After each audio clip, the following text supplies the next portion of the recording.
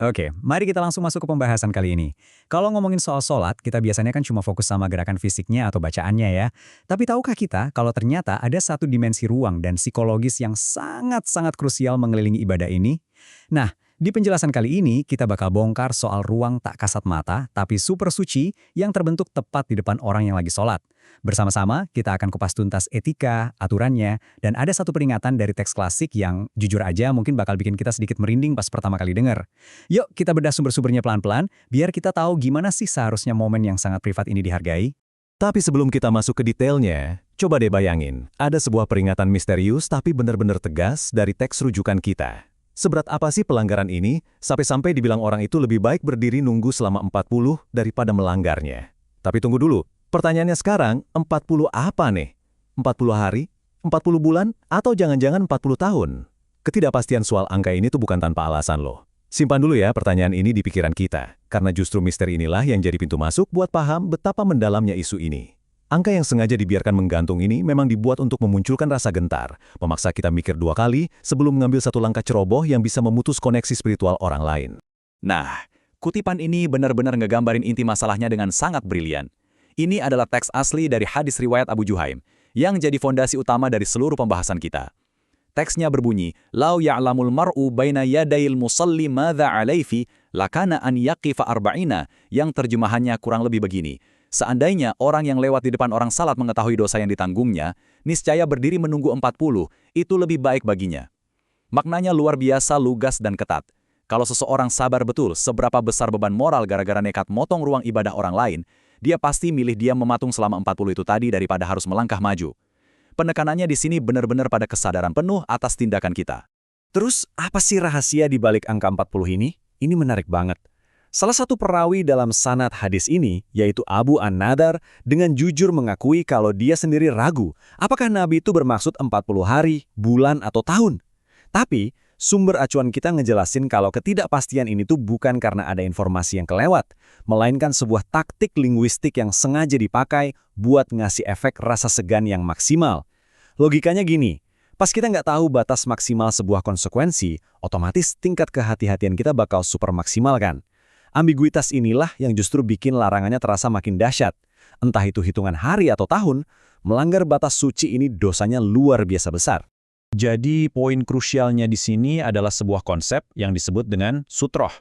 Secara bahasa, sutroh ini artinya sesuatu yang menutupi atau membatasi.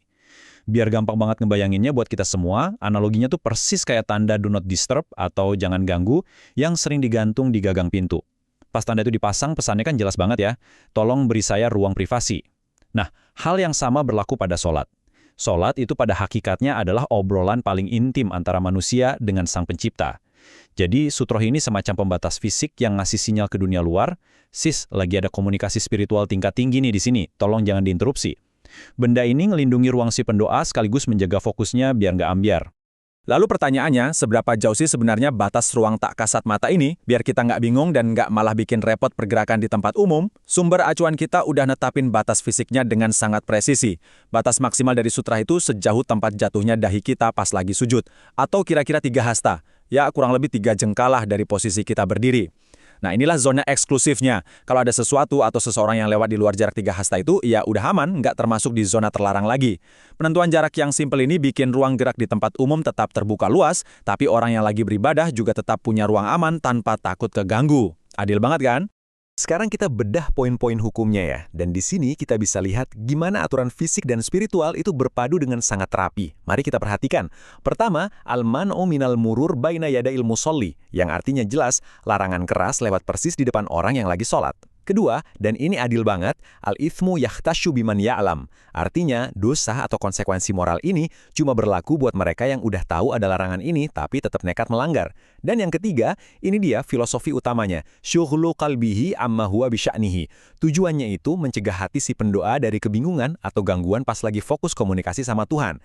Jadi, ini bukan sekedar soal ngatur lalu lintas orang lewat, tapi murni ngelindungi hati dari distraksi visual yang bisa mutusin koneksi spiritual. Sekarang, mari kita lihat gimana sih langkah ini diterapin secara praktis di lapangan. Kalau misalnya ada yang nyelonong mau nerobos batas suci ini, kita yang lagi sholat harus ngapain? Nah, teks sumber kita ngasih eskalasi tindakan yang terstruktur banget. Langkah pertama, Kalau orangnya masih agak jauh, cukup kasih isyarat tangan atau gesture aja buat ngingetin. Langkah kedua, kalau dia makin dekat, dianjurkan buat nahan dengan lembut. Nggak usah agresif di awal, cukup arahan halus saja. Tapi, nah ini, langkah ketiga. Kalau orang itu super bandel dan tetap maksa buat nembus sutra, kita dibenarkan kok buat nahan dia dengan lebih keras atau tegas. Urutan bertahap, dari sekedar isyarat halus sampai ke tindakan tegas ini, nunjukin ke kita betapa berharganya batas ruang spiritual ini untuk terus dipertahankan.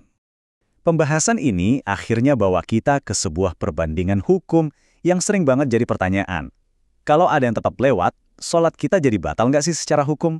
Di sisi kiri, kita bisa lihat pandangan mayoritas ulama yang dengan tegas bilang, tidak, sholatnya tidak batal. Secara fisik dan prosedural, ibadah itu tetap sah. Tapi, coba perhatikan sisi kanannya. Apakah kejadian itu berpengaruh secara spiritual? Jawabannya tentu saja iya. Makna terpotong di sini tuh bukan berarti ritualnya batal total, melainkan fokusnya yang kepotong. Konsentrasi batin yang retak gara-gara gangguan visual tadi bikin kekhusyuan kita drop drastis, yang pada akhirnya sangat ngurangin esensi dan pahala dari ibadah itu sendiri. Jadi, sebagai kesimpulan dari seluruh penjelasan kita, ada satu hikmah besar yang bisa diambil. Aturan ini murni ditujukan buat ngelindungi hati, ngejaga fokus, dan ngerawat ketenangan jiwa kita pas lagi berhadapan dengan Sang Pencipta.